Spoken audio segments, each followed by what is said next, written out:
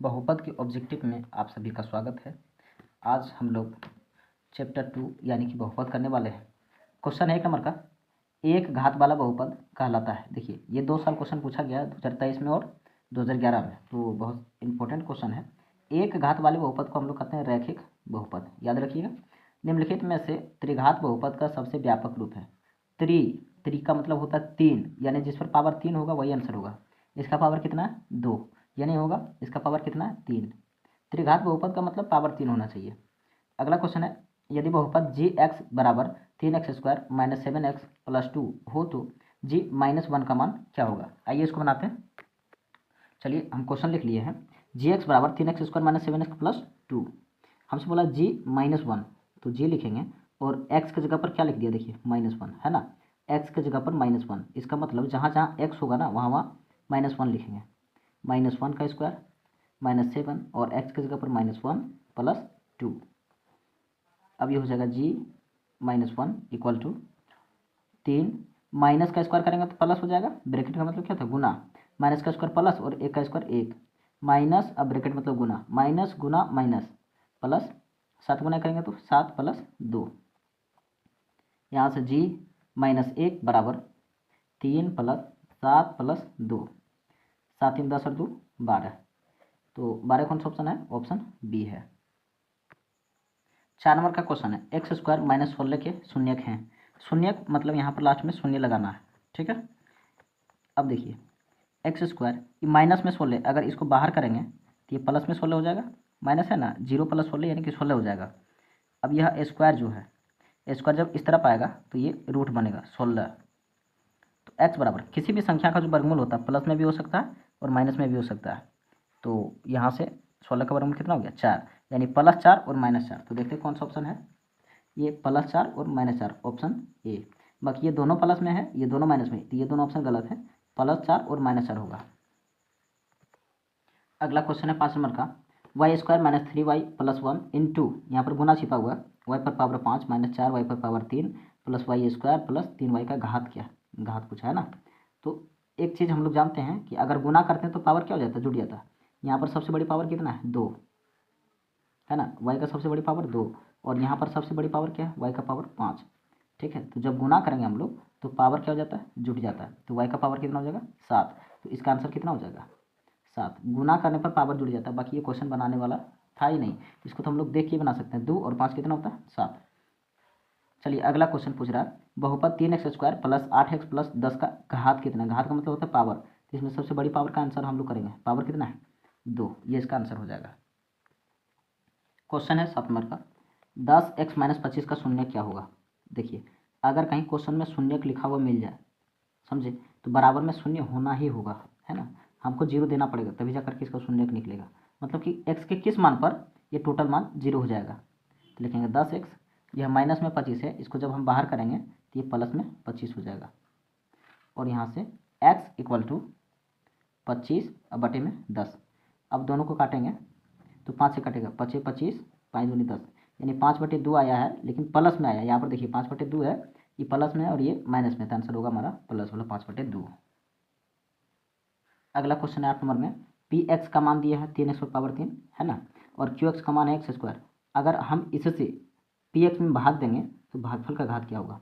तो सबसे आसान काम है ये, भागफल का घात पूछा तो भाग लगाने पर पावर क्या हो जाता है, घट जाता है। तो यहाँ पर देखिए सबसे बड़ा पावर क्या है 3, सबसे बड़ा पावर कितना है 3, और यहाँ पर सबसे बड़ा पावर कितना है 2। जब हम भाग लगाते हैं तो पावर घट जाता है, तो 3 - 2, एस का पावर कितना गया 1, तो भागा लगाने पर जो घात होगा ना 1 होगा। चलिए अब हम लोग अगला क्वेश्चन बनाते हैं। अगला क्वेश्चन है 9 नंबर का, यदि बहुपद x² + AB + B के शून्यक बराबर परंतु विपरीत चिन्ह के हो तो a का मान ज्ञात करें। यहाँ पर क्वेश्चन थोड़ा सा मिस्टेक है, इस जगह पर x होगा, है ना, x² + ax + b। चलिए अगर क्वेश्चन में शून्यक बराबर और विपरीत चिन्ह के हो तो इसका एक फार्मूला होता है, यदि शून्यक बराबर परंतु विपरीत चिन्ह के हो, विपरीत चिन्ह के हो तो सूत्र क्या है इसका, अल्फा + बीटा = 0। यही सूत्र लगाना आप लोगों को, है ना, अल्फा + बीटा = 0। तो अल्फा प्लस बीटा का फॉर्मूला क्या होता है, माइनस बी बटे ए बराबर कितना हो जाएगा, 0। अब यहाँ से देखिए बी की जगह पर क्या है, यहाँ कुछ नहीं तो 1 है, और यहाँ पर क्या है, आप लोग जानते हैं द्विघात बहुपद का व्यापक सूत्र होता है A X square plus B X plus C, ठीक है। यानी कि एक्स स्क्वायर के गुणांक को हम लोग ए कहते हैं और एक्स के गुणांक को बी कहते हैं और इसको अचर संख्या को सी कहते हैं, है ना। तो माइनस बी की जगह पर देखिए यहाँ पर क्या है, बी की जगह पर यहाँ पर ए है, तो माइनस ए अब बटे ए लिखना हमको, तो ए की जगह पर क्या है, कुछ नहीं तो 1 है बराबर 0। अब यहाँ से हो जाएगा माइनस ए बराबर 0 और 1 जाकर के इसमें गुना हो जाएगा 1, तो माइनस ए बराबर 0, तो ए बराबर ये माइनस जब 0 में आएगा तो 0, ए का मान कितना हो जाएगा, 0 हो जाएगा, जो कि हमारा ऑप्शन सी है। 10 नंबर का क्वेश्चन है, यदि पी एक्स का एक शून्यक माइनस 1 है तो पी एक्स का गुणनखंड क्या होगा। चलिए पी एक्स का शून्यक माइनस 1, इसका मतलब होता है कि एक्स का मान अगर हम माइनस 1 रखेंगे तो आंसर कितना हो जाएगा, 0। तो एक्स यह माइनस में 1 है, अगर अंदर आएगा तो प्लस में 1 हो जाएगा और बराबर में क्या हो जाएगा, 0। तो इसका जो एक गुणनखंड होगा एक्स प्लस 1 हो जाएगा। 11 नंबर का क्वेश्चन है, यदि alpha comma beta comma gamma त्रिघात बहुपद A X cube plus B X square plus C X plus D बराबर 0 के शून्यक हैं तो अल्फा इंटू आंसर हो जाएगा माइनस डी बटे ए। Alpha into beta into gamma बराबर होता है माइनस डी बटे ए। चलिए आगे बढ़ते हैं। यहाँ पर क्वेश्चन है, यदि किसी द्विघात बहुपद P x equal to 6x square minus 7x minus 3 के शून्यक अल्फा बीटा है तो अल्फा प्लस बीटा का मान क्या होगा। बहुत ही आसान सा क्वेश्चन है। Alpha plus beta equal to formula क्या होता है, माइनस बी बटे ए। तो लिखेंगे माइनस, अब बी लिखना हमको, तो ये होता है ए, ये होता है बी और ये होता है सी। तो बी का मान कितना है, -7 है, केवल 7 नहीं, -7। अब बटे ए का मान कितना है, तो ए का मान है 6। तो देखिए माइनस और माइनस मिलकर प्लस हो जाएगा 7/6, तो प्लस 7/6 इसका आंसर होगा। चलिए देखिए ये क्वेश्चन बहुत इंपॉर्टेंट है, इसको 2 साल पूछा गया है, 2022 में और 2019 में।